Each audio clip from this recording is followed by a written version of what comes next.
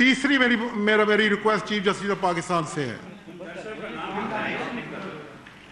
तीसरी मेरी request chief justice of Pakistan से है कि इसी कुरान पाक को सामने रख के वो बताएं कि उनको इस केस का कब से पता था और उन्होंने क्यों सुए मोटिव नहीं लिया, और उस वक्त सुए मोटिव लिया कि जब शाहीन सबाई ने ब्रेक कर दिया, अहमद मीर ने ब्रेक कर दिया और इंसार अब्बासी साहब ने ब्रेक कर दिया। और जिस कॉमन दोस्त ने 6 महीने पहले मैंने कोशिश की कि यह निज़ाम चलता रहे, मैं अपना कैरियर तबाह ना करूं, मैं अपनी क्रेडिबिलिटी तबाह ना करूं। आज के बाद मैंने कोई कारोबार नहीं करना, लोगों ने मेरे साथ भी कारोबार नहीं करना। मेरे 4 साल पहले भी चीफ एग्जीक्यूटिव से रिजाइन किया था और इस वजह से मैंने अपना कैरियर छोड़ दिया। इसी पिंडी की सड़कों में मैं 8-8 किलोमीटर पैदल चला, मेरे पास 8 आने किराया नहीं होता था और अल्लाह ने वहां से मुझे सारा कुछ दिया, वो मेरा कुर्बान कर दिया। मुझे मेरा बैरिया टाउन मेरे बच्चों से ज्यादा अजीज था, मैंने वो छोड़ दिया और मैं इस मुल्क को तबाह होते नहीं देख सकता। मैंने इस मुल्क को बनाया है।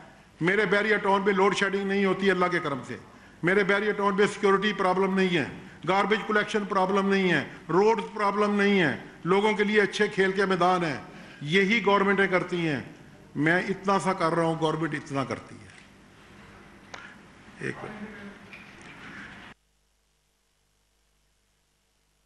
ये कहा कि जी आपका बेटा ये काम कर रहा है, तो उसे कहा गया कि जी मलक रियाज,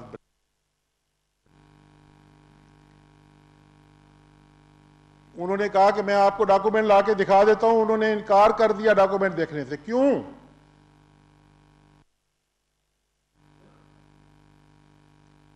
इनकार कर दिया? और हमारे केस आज भी चीफ जस्टिस ऑफ पाकिस्तान ने सुने और FIA मलक रियाज को कत्ल में इन्वॉल्व करो, आज भी वो ना सुनते मैं हमारे केस, हमारे दिल में भी बड़ी इज्जत होती, उनकी बड़ा एहतराम होता। मैंने भी, ये मेरी बुक है कालमों की, मैंने भी 2007 में उसी तरह जदोजहद की जिस तरह पूरी मैं परवेज मुशर्रफ के वक्त जो मैंने लिखा, चीफ जस्टिस ऑफ पाकिस्तान के किसी बिजनेसमैन की जरूरत नहीं है एक लफ्ज भी लिखना। मैंने भी खुद गया चीफ जस्टिस ऑफ पाकिस्तान के पास, अपनी बुलेट प्रूफ गाड़ी भी ऑफर की, उन्होंने नहीं ली। मैंने कहा मुझे आपकी जिंदगी अजीज है, आपके बच्चों के लिए, इस मुल्क के लिए आपकी जिंदगी अजीज है। मैंने भी उतनी जदोजहद की जितनी कौम के पूरे लोगों ने की, उससे ज्यादा मैं अपने बैरिया टाउन का रिस्क लेके जनरल परवेज मुशर्रफ के खिलाफ लिखता रहा। यह बुक मेरी 2007 में छपी थी मेरे कालमों की। मैंने इस मुल्क में कसूर क्या किया कि इस मुल्क में एक अच्छा हाउसिंग सोसाइटी दी, लोगों को अच्छी लिविंग दी। मेरे 21,000 मुलाजम हैं, 5 फैमिली के बंदे भी लगाएं तो 1,10,000 बंदा बनता है जो हमारे बैरिया टाउन में मुलाजम है। 4 लाख से ज्यादा मेंबर हैं, 5 फैमिली के लोग भी लगाएं तो वो 20-25 लाख लोग बनते हैं। क्या उन्हें भी ये कोऑपरेटिव स्कैंडल बनाना चाहते थे और चाहते हैं? क्या उनके साथ उनको किसी ने आज दिन तक किसी गवर्नमेंट ने रिलीफ दिया कोऑपरेटिव वालों को? क्या फाइनेंस कंपनी को कोई पैसे दे सका आज दिन तक? अगर हमारा प्रोजेक्ट भी आज डुबो दिया जाएगा तो ये सुप्रीम कोर्ट ऑफ पाकिस्तान की जिम्मेवारी होगी। मैंने आज सुप्रीम कोर्ट में रिक्वेस्ट की कि मुझे 2 मिनट दिए जाएं। मैं यही उनको रिक्वेस्ट करना चाहता था। मैं इंसाफ खरीदने नहीं गया था, मैं अल्लाह से रहम मांगता था और इनसे इंसाफ मांगता था। मुझे ये इंसाफ नहीं देते थे, मुझे स्क्रू करते थे मजीद। मैंने क्या किया? मैंने 61 साल तक, मेरी 63 साल उम्र है, मैंने कोर्ट नहीं देखा। जब चीफ जस्टिस साहब ने सुए मोटिव लेके मुझे सेशन जज के पास भेजा इंक्वायरी के लिए, तो वो जज साहब ने वो इंक्वायरी मेरे खिलाफ बनाई और उसकी को वजह है क्यों खिलाफ बनाई, उसको कहा गया।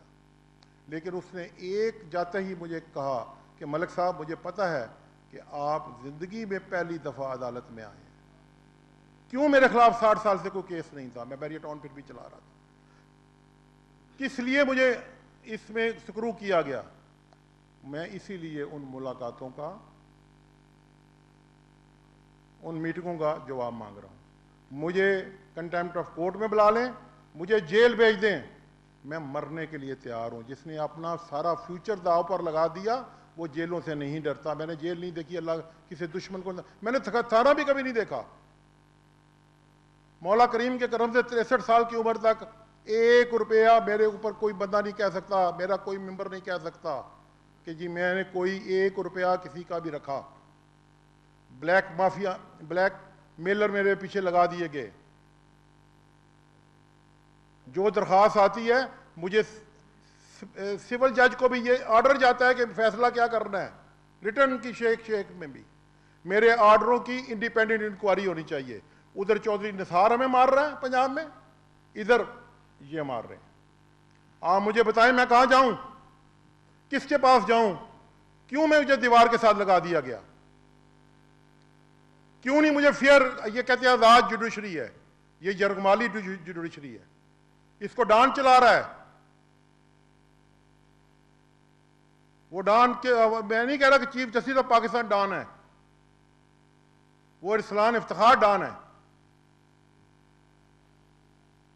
मैं चीफ जस्टिस साहब की आज भी बहुत इज्जत करता हूं, वो मासूम होंगे। मेरा अंदर फट रहा है जो मुझसे हुआ है।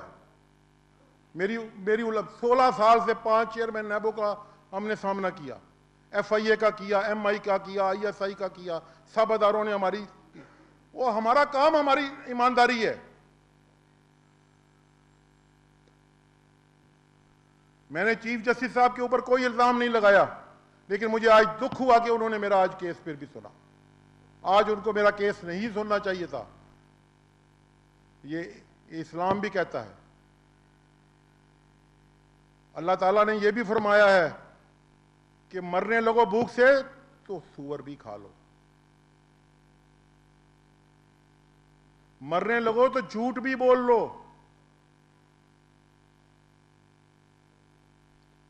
ये मेरी रिक्वेस्ट है आप लोगों से, ये मेरे दिल की बातें हैं। मैं बहुत कुछ उसके बाद डिस्क्लोज करूंगा, ऐसी चीजें डिस्क्लोज करूंगा कि लोगों को पता चल जाएगा कि पाकिस्तान में क्या हो रहा है।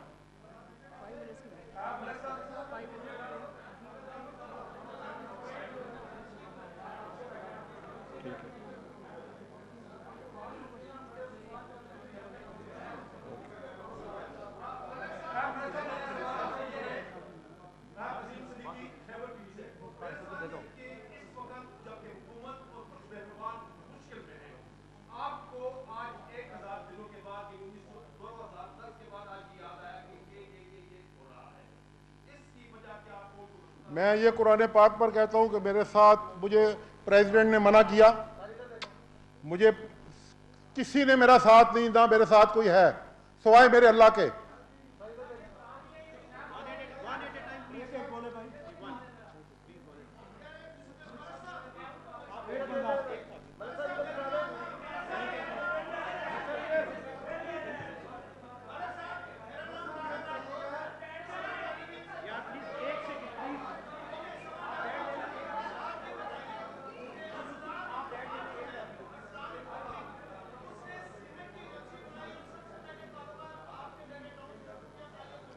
सब चीज़ें मैं डिस्क्लोज करूंगा टाइम आने पर। जो चीज़ें मैंने आज डिस्क्लोज करनी थी वो मैंने कर दी, बाकी बाद में करूंगा।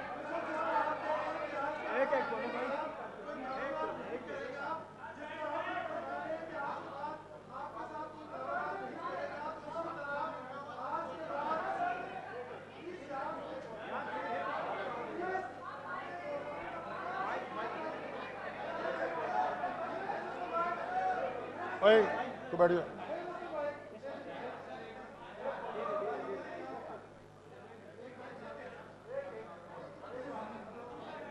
हेलो साहब, मेरा नाम अजहर है। आपने कहा कि आज के बाद मैं कारोबार नहीं करूंगा या मुझसे कोई कारोबार नहीं करेगा। जिस अंदाज मैंने चीफ जस्टिस ऑफ पाकिस्तान के ऊपर फायरिंग नहीं। इससे आज के बाद शायद जो लोगों की उम्मीद चीफ जस्टिस ऑफ पाकिस्तान से लगी हुई है, आपके बिजनेस के सुनामी में वो शायद बह गई हो।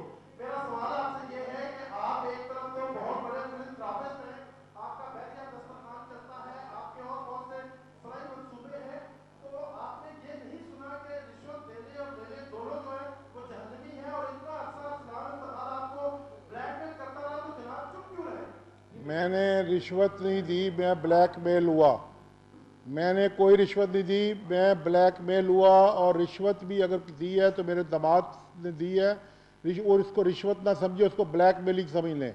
अभी मैं आपको पिस्टल पॉइंट में जो जितने भी यरगमाली रिहा हो रहे हैं, यरगमाल होना एक और चीज़ है, अगवा होना और चीज़ है, रिश्वत देना और चीज़ है।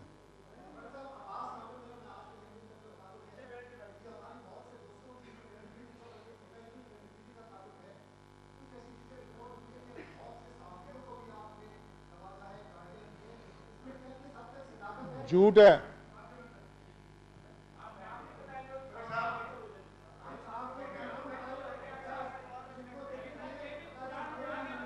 झूठ है, झूठ है।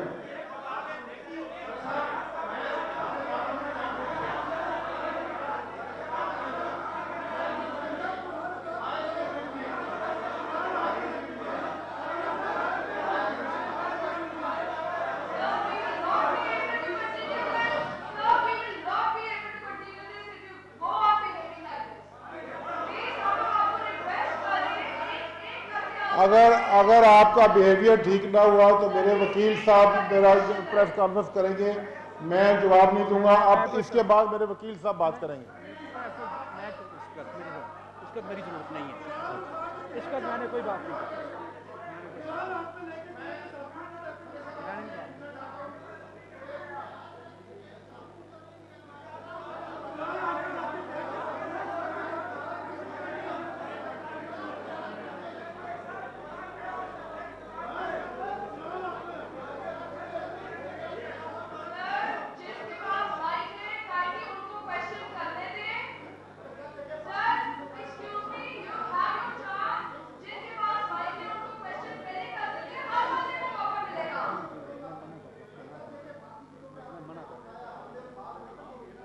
देखिए, मैं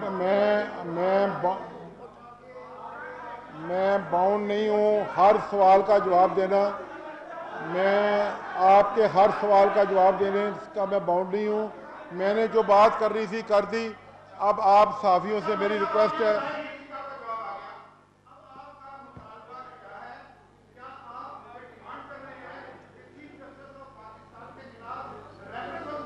नहीं, मैं आज भी चीफ जस्टिस ऑफ पाकिस्तान की इज्जत करता हूँ, उनकी रिस्पेक्ट करता हूँ।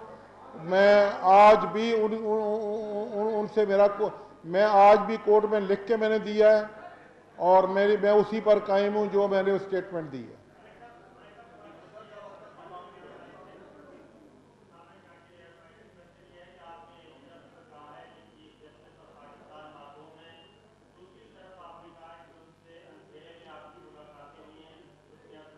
ये मैंने सवाल कर दिया, ये जवाब आप मुझे, मैंने सवाल किया, मैंने जवाब नहीं देने का कहा आपको। मैं बाउंड नहीं हूं इस चीज का जवाब देने के लिए।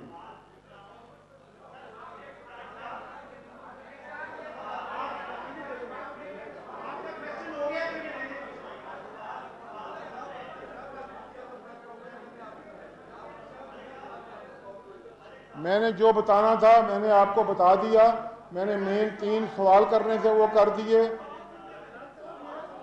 मैं किसी सवाल का अब जवाब नहीं दूंगा। अब 2-3 दिन बाद मैं प्रेस कॉन्फ्रेंस करूंगा, इसमें और बम।